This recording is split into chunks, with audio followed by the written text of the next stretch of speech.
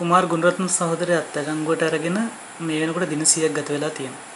එක පැත්තකින් ඊට අදාළව පක්ෂ විදිහට දේශපාලන ක්‍රියාමාර්ගයන් ප්‍රමාණයක් ගනිමින් ඉන්නවා. විරෝධතාවයන් ප්‍රමාණයක් ගනිමින් ඉන්නවා. අනිත් පැත්තෙන් නීතිය පැත්තෙන් නීතිමය ක්‍රියාමාර්ග ප්‍රමාණයක් ගනිමින් ඉන්නවා. ඇත්තටම දැන් ඊළඟට මොකද්ද මේ ප්‍රශ්නට අදාළව සිද්ධ වෙන්නේ? ඔව් පැහැදිලිවම එක පැත්තකින් දින 100ක් ඉක්මවලා තියෙනවා. දැන් පහුගිය නොවැම්බර් 4 වෙනිදා ඉඳලා කල්පනා කරොත් ලබන මාසේ මාර්තු 4 වෙනිදානකොට මාස 4කට වඩා කාලයක් ඔහු රිමාන්ඩ් බන්ධනාගාරයේ පසු වෙනවා. අපි හිතනවා දැන් මේ මුළු කාලය පුරාම මේ ප්‍රශ්න සම්බන්ධයෙන් රටේ ජනතාවටත් විශේෂයෙන් මේ ප්‍රශ්න ගැන යම් කිසි ප්‍රමාණයකට නොදැන හිටපු බොහෝ දෙනෙකුටත් විශේෂයෙන් දේශපාලන බලාධිකාරියට මේ ප්‍රශ්න සම්බන්ධයෙන් උනාටත් වඩා කරුණු පැහැදිලි කිරීම, ඒ වගේම නීතිමය වශයෙන් කරුණු පැහැදිලි කිරීම, ඒ වගේම මුණ ගැසීම්, උද්ඝෝෂණ ක්‍රියාමාර්ග බලපෑම්, විරෝධතා ව්‍යාපාර විවිධාකාරයෙන් ක්‍රියාමාර්ග ගණනාවක් පෙරටුගාමී සමාජවාදී පක්ෂයේ හැටියටත් ඒ වගේම මේ ප්‍රශ්නයේදී විවිධ මට්ටම් වලින් දායක වෙච්ච පුද්ගලයන්, සංවිධාන, වාම පක්ෂවල සහෝදරත්වය සිවිල් සංවිධාන විවිධ ආකාරයකින් මේ සම්බන්ධයෙන් මැදිහත් වෙමින් ඉන්නවා. ඒ නිසා අපි හිතනවා මේ ප්‍රශ්නේ මොකද්ද, ප්‍රශ්නෙට දී යුතු පිළිතුර මොකද්ද කියන සම්බන්ධයෙන් ඉතා පැහැදිලිකමක් අපි හැමෝටම තියෙනවා. නමුත් දැන් මේ කාලය තුළත විශේෂයෙන් අද දවසේත් කෑගල්ල අධිකරණයේදී මේ ප්‍රශ්න සම්බන්ධයෙන් නඩු විභාගයේ ඉදිරියට ගියා. දෙවෙනි දවසටත් මේ සම්බන්ධයෙන් නඩු විභාගයේ සාක්ෂි කැඳවීම සිද්ධ වුණා. එතෙන්දී අපි හිතනවා විශේෂයෙන් මේ සම්බන්ධනොත් කරුණු ප්‍රමාණය මේ අවස්ථාවේ අනිවාර්යෙන් සාකච්ඡා කළ යුතුයි. එතනදී කරුණු කීපයක් එළියට ආවා. එකක් තමයි දිගින් දිගටම පෙරටුගාමී සමාජවාදී පක්ෂය හැටියට මේ ප්‍රශ්න සම්බන්ධයෙන් ආණ්ඩුවේ තියෙන තක්කඩිකම ආණ්ඩුව පවත්වාගෙන යන විශේෂයෙන් රටේ ජනතාවත් මේ ප්‍රශ්නේ මගහැරමින් කටයුතු කරන ආණ්ඩුවේ තක්කඩිකම හෙළිදරව් කරන අවස්ථාවකට අධිකරණ ක්‍රියාමාර්ගය ඉදිරියට ආවා. විශේෂයෙන් විත්තිය වෙනුවෙන් මැදිහත් වෙච්ච නීතිඥවරු මේ ප්‍රශ්න කිරීම ඉදිරියේ පොලිසියත් ඒ වගේම විශේෂයෙන් ආගමනික වන නිලධාරීන් හරහා මතු කරගත්තු සත්‍යය තමයි මේ පිටිපස්සේ තියෙන මේ දේශපාලන බලාධිකාරියේ කුමන්ත්‍රණයක්, දේශපාලන බලාධිකාරියේ මගහැරීම කියන එක. මොකද පෙරටුගාමී සමාජවාදී පක්ෂයට අපි දිගටම කිව්වේ මේක නීතිය ඉස්සරහා තියෙන ප්‍රශ්නයක් නෙවෙයි.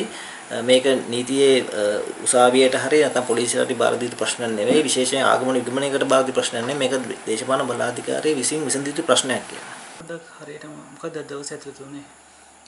එතනදී මූලිකම ගත්තොත් එකක් අධිකරණයේදී ආගමන විගමන දෙපාර්තමේන්තු වෙනුවෙන් කරුණු පැහැදිලි කිරීමට ආපු සාක්ෂි විභාගයට කැඳවලා තිබිච්ච සහකාර ආගමන විගමන නිලධාරියාගේ කරුණු විමසීමේදී නිශ්චිතවම ඔහුගේ කරුණු විමසීමත් ඒ වගේම මෙතෙක් කාලයක් පෙරටුගාමී සමාජවාදී පක්ෂයේ හැටියට මේ ප්‍රශ්නය මගහැරමින් ආණ්ඩුව කරගෙන යන බගඩිකමත් හිලිදරව් වෙන්න විශේෂ කරුණු ගණනාවක් හිලිදරව් වුණා.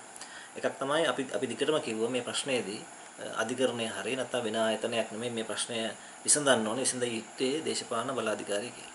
මොකද මේ ප්‍රශ්නයට උත්තරේ ලැබෙන්නේ දේශපාලන අධිකාරිය විසින් ගන්න තීන්දුවක්. ඒක හරි පැහැදිලි. ඒක දිගටම තිබිච්ච පැහැදිලි සත්‍යයක්. මොකද අපි එල්ලුවේ 48 තියෙන පුරවැසි පනතේ තියෙන වගන්තියක් යටතේ අපිට පුරවැසි භාවය නැවත ලංකාවේ ජීවත් වෙච්ච කෙනෙකුට පුරවැසි භාවය ඉල්ලන මූලික පදනම, ව්‍යවස්ථානුකූල පදනමක්, නීතිමය පදනමක් සහිත ඉල්ලීමක්. ඒක මේ ඔවුන් ගේන කිසිදු චෝදනාවකට එහෙම නැත්නම් වීසා බලපත්‍ර නැතුව ලංකාවේ ඉඳීම හෝ වෙනත් කිසිම කාරණා අදාළ කාරණයක් නෙමෙයි. ඒක ඉතා පැහැදිලිව කෙනෙකුට ඉල්ලා හිටිය හැකි අවස්ථාවක්. ඒක ව්‍යවස්ථාමය ප්‍රතිපාදනයක්. එයට තමයි අපි ඉක්ම ගිල්ලා හිටියේ. ඒතර ඒක මගාරෙමින් ඔවුන් දිගටම කටයුතු කරේ වෙනත් කරුණු කීමෙන් සහ වෙනත් ආයතනවල මේ ප්‍රශ්නේ යොමු කරනවා. වර එක නීතිපති දෙපාර්තමේන්තු, වර එක පොලිසියට, වර එක ආගමන විගමනයකට කරුණු ගොනු කරමින් හිටියා. ඒ වගේම නැවත කෑගල්ල අධිකරණයේ නඩුව දිහාට මේ සමාජ අවධානය හදමින් හිටියා. ඕන් කියමින් හිටියේ මේක දැන් උසාවියේ තියෙන ප්‍රශ්නයක් හැටියට තමයි සලකමින් හිටියේ. නීති ප්‍රශ්නයකට කොටු කරමින් ලොකු කරමින් හිටියා. ඒතර දැන් අද දවසේ වෙච්ච විශේෂ සිද්ධිය තමයි මේ ප්‍රශ්න සම්බන්ධයෙන් ප්‍රශ්න කරද්දී නිශ්චිතම කරුණු මත වෙන්න පටන් ගත්තා. මේ ප්‍රශ්නේ කෙලවර නැත්නම් මේ ප්‍රශ්නේ මුල හරියටම පැහැදිලිවම රටේ දේශපාලන අධිකාරිය කොහොමද සම්බන්ධ වෙලා තියෙන්නේ. ඒක පැහැදිලිව නියෝජනය කරේ ලංකාවේ බුද්ධ්‍යංශ වාර්තා. බුද්ධ්‍යංශ වාර්තා මගින් නැත්නම් රාජ්‍ය බුද්ධි තොරතුරු එකක මගින් සපයන වාර්තා අනුව ඔවුන් තීරණය කරනවා එකක් නීතිපති දෙපාර්තමේන්තුව ඒ වගේම ආගමනිකමන දෙපාර්තමේන්තුව මේ ආයතන දෙකම තීරණය කරනවා කුමාර ගුණරත්න සහෝදරයාගේ පුරවැසි භාවයේ ඉල්ලපු අයදුම්පත සංගවා තබන්න වසන් කරන එහෙම නැත්නම් ඒ අයදුම්පත සම්බන්ධයෙන් සාධාරණ ඉෂ්ට කිරීම වෙනුවට ඒක වසන් කිරීම සඳහා වෙච්ච ක්‍රියාමාර්ගට ඔවුන් යනවා. ඒතර ඔවුන් ඒ සත්‍ය කවදාවත් කිව්වේ නැහැ. ඔවුන් කිව්වේ නීති කඩලා ලංකාවේ ඉන්නවා කියන එක. එහෙම නැත්නම් වීසා නැතුව ලංකාවේ ඉන්න කියලා තමයි කියවෙන්නේ හිටියේ. හැබැයි ඔවුන් අද අධිකරණයට පිළිගත්තා විශේෂයෙන් බුද්ධි තොරතුරු ඒකකේ ලිපියක් මගින් ඔවුන්ට කුමාර ගුණරත්න සහෝදර ලංකාවේ වීසා සහිතව රැඳිලා ඉන්න කාලෙදී වෙන අපතොරතුරු මේ ඔවුන්ගේ මේ ආපු ලිබිල්ලක් මත නැත්නම් ඔවුන්ගේ නිර්දේශයක් මත මේ කඩුගුත්ත මගරමින් හිටියා කියලා. ඒතර මොකද්ද කුමාර සහෝදරයා කරලා තින්න වරද දේශපාලනය කිරීම. ඒතර අපි ඉල්ලන්නේ දේශපාලන කිරීම සඳහා ලංකාවේ ජීවත් වීම සඳහා ඔහුගේ අයිතිය නැවත ඉල්ලීමක් ඒ අයිතිය මගහරින්න තමයි ඔවුන් කටයුතු කරමින් ඉන්නේ. ඒතර ඒක ඊටාම පැහැදිලි වෙච්ච කරුණක්. නිසා ඒක එක කාරණයක්. අනිත් එක තමයි දැන් මේ කාරණා සම්බන්ධයෙන් නීතිපති දෙපාර්තමේන්තුව අවස්ථා දෙකකදී නීතිපතිවරයා එකම නීතිපතිවරයා අවස්ථා දෙකකදී සුවදගම්ලත් මහත්තයා අවස්ථා දෙකකදී කටයුතු කළ තියෙන ආකාරය සම්පූර්ණයෙන්ම පටහැනි. එකිනෙකට පටහැනි.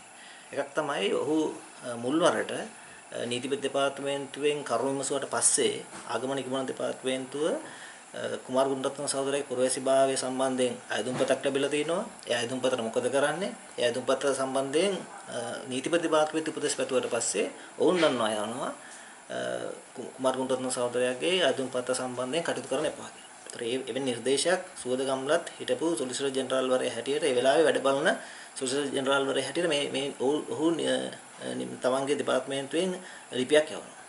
එතකොට මේ නඩුව විභාග ගත්තට පස්සේ සහ ඒ වෙනකොට රටේ මතුවලා තිබිච්ච දේශපාලන වශයෙන් මේකට ලැබිච්ච උද්ඝෝෂණය, ඒ වගේම නීතිමය වශයෙන් අපි ගත්තු ක්‍රියාමාර්ග, විවිධ ආකාරයෙන් ගත්තු ක්‍රියාමාර්ග, ඒ වගේම මේ සම්බන්ධයෙන් රාජ්‍ය බලාධිකාරියත් එක්ක අපි කරපු සමහර මැදිහත් වීම මේ සියල්ලක් එක්කම අවසානයේ ආවා නීතිපති දෙපාර්තමේන්තුව තමන්ගේ ස්ථාවර වෙනස් කරන තැන.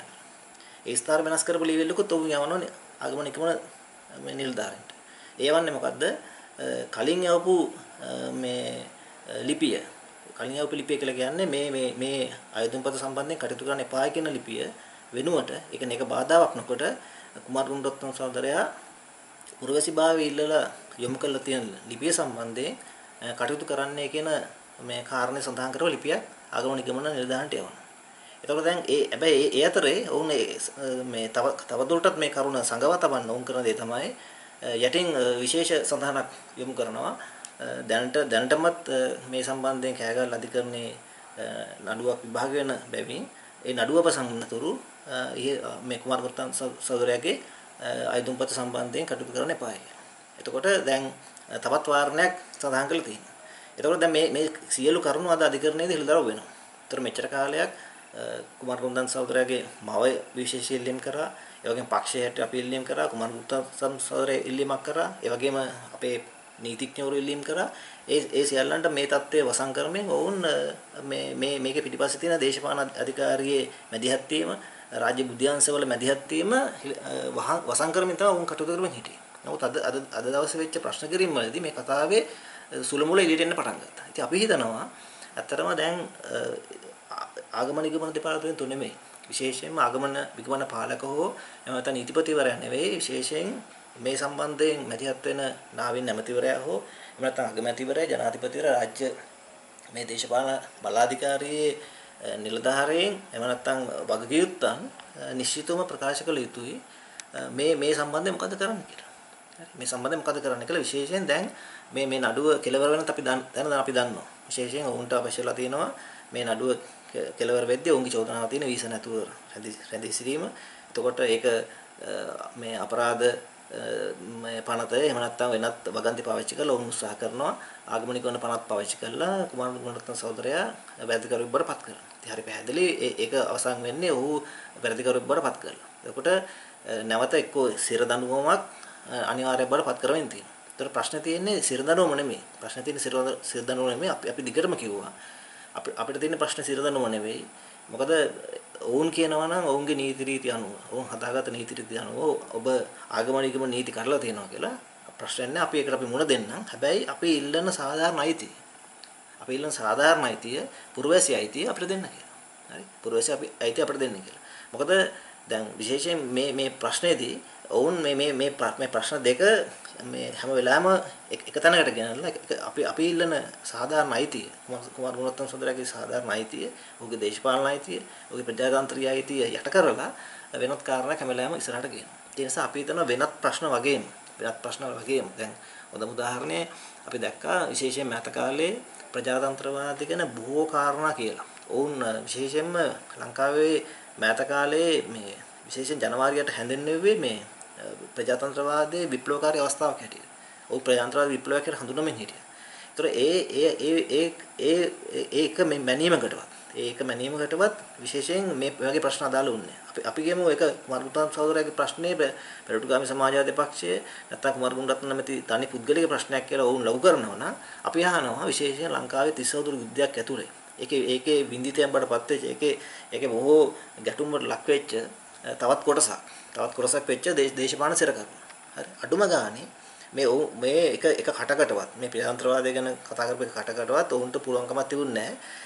ඔවුන් දේශපාලන සිරකරුවන් කියලා මේ වර්ග කරගන්න. නැත්තම් ඔවුන් දේශපාලන සිරකරුවන් කියන අඩු ගන්න නම පැත්තකින් තිබ්බත් එහෙම ප්‍රශ්නයක් නැහැ ප්‍රශ්න විසඳිය යුතු කියලා ඔවුන් කොයි වෙලාවක හිටින්න එතෙන්දත් ඔවුන් ගෙනාවේ දඩමීම කරගත්ත වෙන මොකක්වත් නෙවෙයි නීතිය.